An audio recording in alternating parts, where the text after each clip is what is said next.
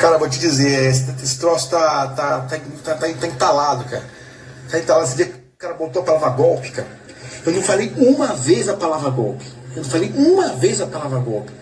Quer dizer, furo, foi erro, foi, sei lá, até condição psicológica que eu tava na hora ali.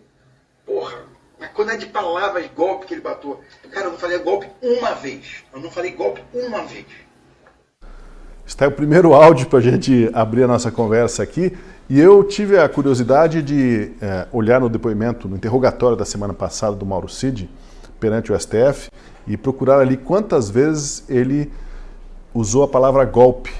Ele usou uma vez nesse interrogatório ali, ele está falando da delação, né? No interrogatório ele usou uma vez num contexto lá de uma argumentação, mas ele realmente pouco uso fez dessa palavra, ou quase não fez uso da palavra golpe, como admitiu nessa Inconfidência.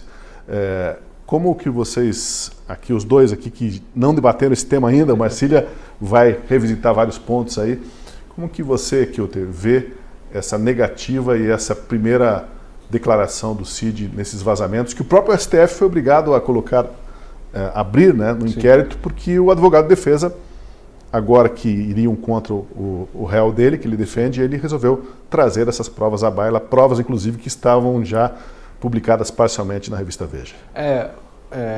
Tosi, eu acho que não tinha nem como ele falar a palavra golpe, porque não existiu golpe. Não houve golpe, não houve tentativa de golpe, então não faria sentido nenhum o próprio Cid, numa delação à Polícia Federal, ou à STF, um interrogatório, que seja, ele usar a palavra golpe, porque a realidade é essa, não é a versão dele dos fatos, é a versão da realidade. Não tinha planejamento nenhum, o Exército estava planejando golpe nenhum, Jair Messias Bolsonaro não estava planejando golpe algum, e por que ele ia falar disso então? Quem queria colocar palavras na boca dele era Alexandre de Moraes, era o STF, que já tinha a narrativa pronta, como ele mesmo falou depois que vazou as mensagens da primeira vez que vazou na Veja.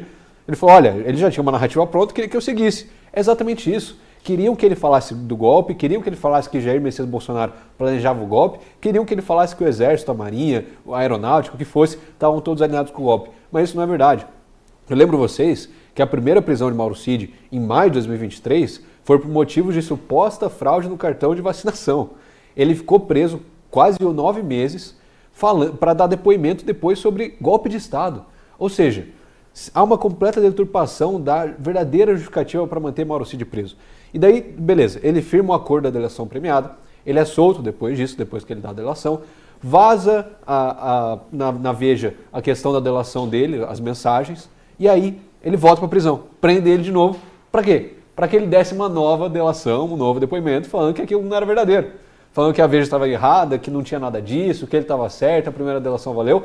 E aí ele foi preso de novo em março de 2024 para fazer valer a sua delação. E era isso que o Alexandre de Moraes queria. Agora acontece exatamente a mesma coisa. E vai lembrar que um dia depois que vazou isso daí, eles ordenaram a prisão do Mauro Cid. Sai a ordenação de prisão do Mauro Cid e tal. Ele é preso e solto. foi expedido mandado de prisão, ele foi preso e foi solto. Ou seja, o Alexandre de Moraes percebeu que ia ficar insustentável fazer ele manter o seu depoimento de novo, mais uma vez. A pessoa acho que foi mais presa e solta no Brasil em um espectro de 2 anos e falou, não adianta, vou ter que manter aqui sozinho, vou ter que segurar a onda, eu como ministro, com o interrogatório dele, com o que já tem, com tudo mais. Aí quando o advogado do Bolsonaro, que já sabia dessas mensagens, que já sabia dessas conversas, porque perguntou para ele no interrogatório se ele usava o perfil da esposa dele, se conhecia o perfil da Gabriela e tudo mais, ele já tinha conhecimento de tudo isso, os advogados do Bolsonaro entram com o pedido da anulação da delação do Mauro Cid, e o que acontece? O Alexandre de Moraes nega. O que justificativa? Sabe Deus. Deveria ter anulado. Todo embasamento jurídico, toda a legislação aponta para que fosse anulado. Se violou ali a sua delação, o segredo de justiça, enfim, tudo que deve acontecer, foi violado várias vezes, 2 vezes. Foi preso, solto. Depoimento, interrogatório, delação e anulou. E agora, como é que fica? O Alexandre de Moraes teve que sustentar a farsa sozinho, sem depoimento, porque a única coisa que sustentava de pé essa farsa da narrativa golpista era a delação do Mauro Cid, que agora tem se comprovado cada vez mais uma delação conduzida, uma delação com o objetivo final de sustentar uma narrativa, então teve que se anular. Mas o Alexandre de Moraes preferiu sustentar e falar, não, deixa que aqui eu mato no peito, aqui eu sou camisa 10, no STF eu mantenho a narrativa do golpe, não vou anular nada, e manteve. E aí, a gente pode até falar disso depois, No mesmo dia, volta, né, o negócio da BIM e a questão dos Bolsonaro, pai, filho, Carlos, enfim. É uma outra questão para a gente tratar.